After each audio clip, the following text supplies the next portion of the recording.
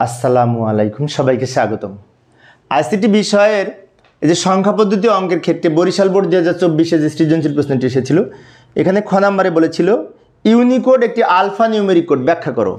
Unicode একটি alpha numeric code ব্যাখ্যা করো। তো হ্যাঁ, অবশ্যই ইউনিকোড আলফা নিউমেরিক কোড, তার ব্যাখ্যা আমি পরে পেজে দিচ্ছি। তো তার আগে আমাদের জানা উচিত আলফা নিউমেরিক কোড কী। তো আলফা নিউমেরিক কোড হচ্ছে যে কোড ব্যবহার করে অক্ষর লেখা যায়, সংখ্যা লেখা যায়, বিভিন্ন গাণিতিক প্রতীক লেখা যায়, বিশেষ প্রতীক লেখা যায়, সব কিছু লেখা যায়, সংখ্যা, অক্ষর, প্রতীক, তাকে এই আলফা নিউমেরিক কোড বলা হয়। তো আমরা তো জানি যে ইউনিকোড ব্যবহার করে এগুলি সবই লেখা যায়, বাংলা ভাষা সহ বিশ্বের সকল ছোট বড় ভাষা লেখা যায়। তো যেহেতু ইউনিকোড ব্যবহার করে সব কিছুই লেখা যায়, তাই এটা অবশ্যই আলফা নিউমেরিক কোড, তাই না? এই যে কোড ব্যবহার করে অক্ষর, জ্যোতিচিহ্ন, গাণিতিক সংখ্যা, গাণিতিক প্রতীক প্রকাশ করা হয় তাকে আলফা নিউমেরিক কোড বলে। আগে আলফা নিউমেরিক কোড কাকে বলে সেটা লিখে নিলাম। এখন ইউনিকোড ব্যবহার করে এই ইউনিকোড যেহেতু একটি আলফা নিউমেরিক কোড, তা ইউনিকোড ব্যবহার করে বিশ্বের সকল প্রায় ছোট বড় ভাষাকে আমরা লিখতে পারি এবং ইংরেজি অক্ষর সহ সকল ভাষার অক্ষর, প্রতীক, সংখ্যা, জ্যোতিচিহ্ন, গাণিতিক চিহ্ন প্রকাশ করা যায়। এখন অনেকের মনে হতে পারে গাণিতিক চিহ্ন কি আর বিশেষ প্রতীক কি? গাণিতিক চিহ্ন হচ্ছে প্লাস মাইনাস, বিভিন্ন অপারেটর, আর বিশেষ প্রতীক হচ্ছে @, হ্যাশট্যাগ, ম্যাগ আছে না, সব কিছুই ইউনিকোড ব্যবহার করে লেখা যায়। সেজন্য ইউনিকোডকে আলফা নিউমেরিক কোড বলা হয়।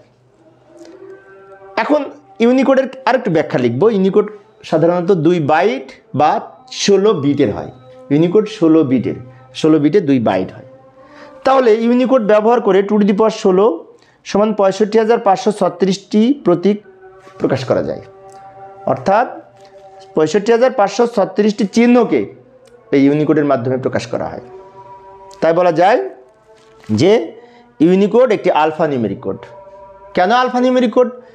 এই যে এর মধ্যে ইউনিকোডের বিশ্বের সকল ছোট বড় ভাষাকে লেখা যায়, বিভিন্ন ভাষার প্রতীক লেখা যায়, অক্ষর, সংখ্যা সব লেখা যায়, তাই ইউনিকোডকে আলফা নিউমেরিক কোড বলা হয়।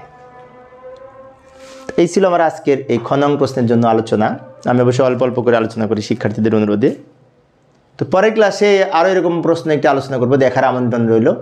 আর এই অঙ্কের বাকি যে সৃজনশীল প্রশ্ন সহ আরও যে সমস্ত সংখ্যা পদ্ধতি সৃজনশীল প্রশ্ন রয়েছে, বোর্ড প্রশ্ন, তার আমি সমাধান করে প্লেলিস্ট এই চ্যানেলের এই ভিডিও ডেসক্রিপশনের দিয়ে রাখবো লিঙ্ক। তোমরা সেখান থেকে ওই বাকি বোর্ডের প্রশ্নগুলির সমাধান সহ টোটাল প্রশ্নের উত্তর দেখে নিতে পারবে।